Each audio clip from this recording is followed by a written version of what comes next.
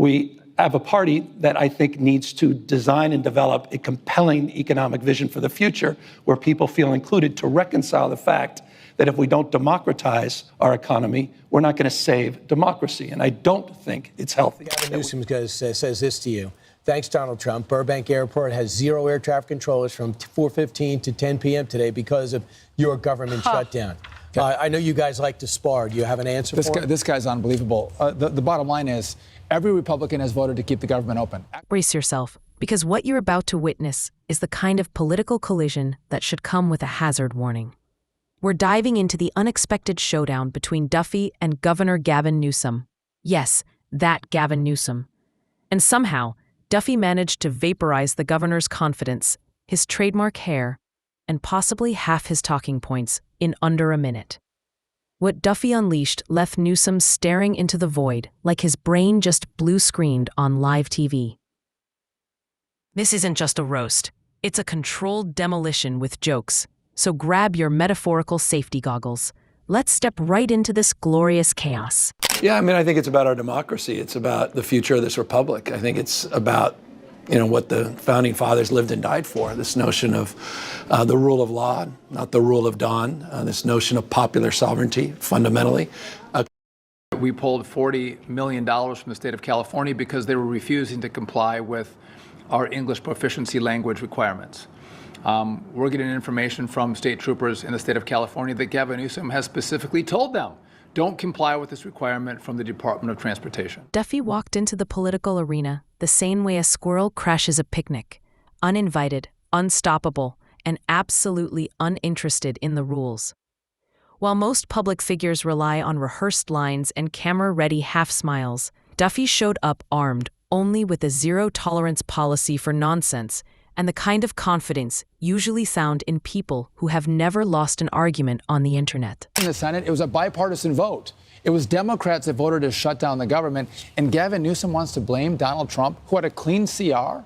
They're fighting over potential money going into Obamacare and health care subsidies that happen at the end of this year.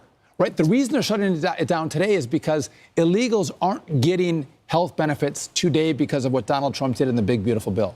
So again, they're saying we care about what's going to happen at the end of the year, but they're shutting it down right now because they want illegals. If you're enjoying this, hit that subscribe button. It helps more than you think. It all started with a simple observation from Duffy, the kind that slices cleaner than a kitchen knife in an infomercial. In seconds, the governor's calm, polished aura flickered like a streetlight one breeze away from giving up. Duffy didn't shout, didn't pace, didn't grandstand. He delivered a precision comedy strike so clean, Newsom didn't realize he'd been hit until the laughter landed. Number one. But number two, in regard to the non-domiciled commercial driver's licenses, we've asked for compliance for those states to, again, go back and look at the licenses to verify that they were issued lawfully. California is less than cooperative, and we're in the process of going through a review, and we have the opportunity to pull $160 million of additional dollars from the state of California. Before he could blink, Newsom became the unwilling star of a highlight reel he never auditioned for. Duffy moved with the chaotic grace of a cat knocking things off a counter just because it can, pointing out contradictions with a casual shrug that said, "Isn't this obvious?" And honestly, it was. You get a license, Lawrence, in California. That doesn't mean you stay with your CDL in California. You can drive anywhere in the country. Sean, my dad's a truck driver. He's been telling me about this for years. But shouldn't the punishment be more severe? If you're putting someone on the road and you know they didn't pass that test, and your son, someone dies, you're a former prosecutor. They should be held criminally liable for that. But am I going to prosecute Gavin Newsom for not following the law? Of course. Of course. If people die. Meanwhile, Newsom's metaphorical eyebrows attempted the political version of a backflip. There was no debate, no back and forth, no dramatic showdown, just a gleeful dismantling delivered by someone who has been waiting their whole life to point out the emperor's questionable wardrobe. Every detail Duffy highlighted landed with surgical precision. Policies, public appearances, that glossy magazine-ready composure. all dragged under a spotlight so bright it could fry an egg. Picture Newsom, usually standing like he's posing for an official portrait even while ordering coffee. Now imagine that same polished figure realizing someone just turned his political universe into a comedy sketch. Not malicious, not cruel, just painfully accurate. The kind of accuracy that strips paint. Secretary, no, we have driven those numbers down. We've got California, Gavin Newsom, to revoke 17,000 unlawfully issued licenses. We've closed down half of the fake schools that give out these fake licenses, all critically important. Governor Tim Walz of Minnesota gave 33% of these licenses unlawfully.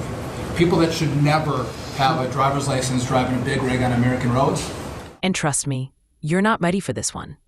Duffy approached the entire breakdown like a chef critiquing a restaurant known for serving decorative plates with almost no food. Fancy presentation? Sure. Actual substance? Meh. Duffy wasn't fooled. His commentary sliced through speeches, dramatic pauses, and rehearsed gestures until nothing remained but the bare bones. And those bones weren't quite as impressive without strategic lighting. Newsom's smooth, confident image wobbled under the comedic microscope. Duffy didn't come in swinging either. It was playful, like someone poking a balloon just to see when it squeaks. And squeak it did. That famously polished image flickered like a glitching hologram during a software update. Years into the future because of this shutdown. Yes. Secretary Chase Williams of Fox Business.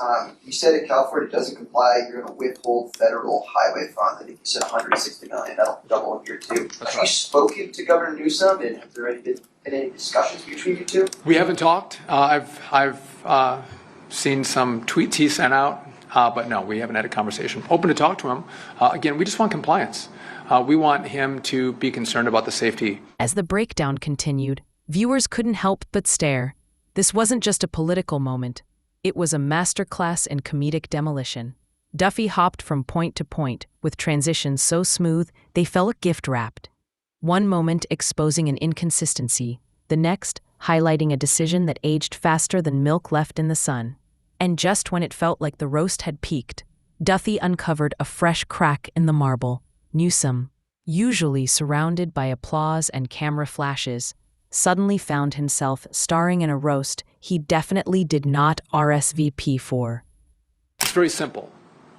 Get into compliance now, or we'll pull funding and we'll force you into compliance. Nowhere in the country have we found a more egregious licensing situation than in the state of California. That's why the second action we're announcing today is an additional enforcement action against California. So for 2 weeks, FMCSA investigators were on site in California actually looking at their records. The deeper Duffy went, the harder the laughs hit. The audience wasn't laughing because it was mean.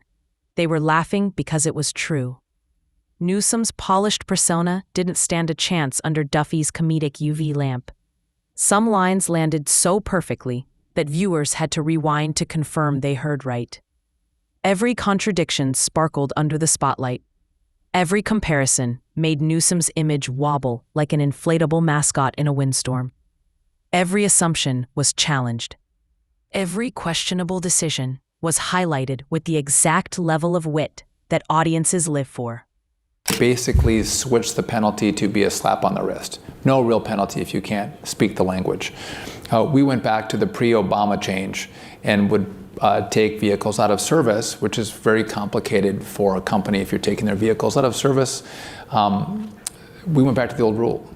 One of the problems we have is California was the only state that, in essence, have told their law enforcement officers not to enforce English proficiency rules. The finale clicked into place like the last piece of a puzzle. Duffy wrapped up the takedown with a calm, triumphant ease that didn't need applause or dramatic music. No hostility, no anger, just humor sharpened to perfection. Newsom may never admit it, but he was gloriously dismantled. Duffy didn't just break through the political gloss, he steamrolled it. Newsom's pristine image, usually bulletproof, began to resemble a statue sculpted out of overconfident pudding. With every observation, Duffy unlocked a new secret level in the comedy video game version of Newsom's political world. So let's just put that another way. Over 25% of these licenses, they were issued illegally. So let me give you some examples. So on this slide, this is driver PND from Brazil. So California gave him a CDL with endorsements to drive a passenger bus and a school bus that was valid for months after his legal presence in the U.S. had expired. There was no stumbling, no hesitation, just a steady unraveling of a persona built on slick speeches and camera-ready posture. Under the comedic microscope, every gesture and polished pose transformed into material too rich to ignore. Duffy's rhythm felt almost musical, each segment unfolding like a chapter in a satirical novel. Where some critics shout to make a point, Duffy used understatement like a scalpel. One highlight came when he compared Newsom's dramatic flair to a fashion show where every outfit is made of contradictions. Every pose became a runway moment begging for commentary. No hostility, no exaggeration, just the raw comedy of political theater going slightly off script. CDLs, so they have stopped. But then we said you have to go back and review for the ones you've illegally issued. And a lot of states have been willing to comply. Again, California has been unwilling. So there's additional money we can pull from them. At one point, we can pull their authority to even issue commercial driver's licenses. Now, I don't want to fight with Gavin Newsom. I just want them to comply. You want people to be safe. Right, and if you see these crashes, it is truly problematic. The transitions flowed effortlessly as Duffy guided the audience through revelation after revelation. Even minor missteps became comedic gems. Duffy didn't attack, he showcased. A misplaced phrase here, an overconfident expression there, each one adding another stroke to the comedic portrait. Newsom's normally unshakable persona suddenly looked like a cardboard cutout placed too close to a fan. The more Duffy peeled back, the clearer it became. This wasn't just critique. It was a comedic transformation of political reality. And just when the threads of inconsistency and polish reached their peak, Duffy tied them together with a final sweep. No dramatic explosion, no over-the-top finale, just the calm confidence of someone who knows the job was done flawlessly, because the humor spoke louder than any closing line.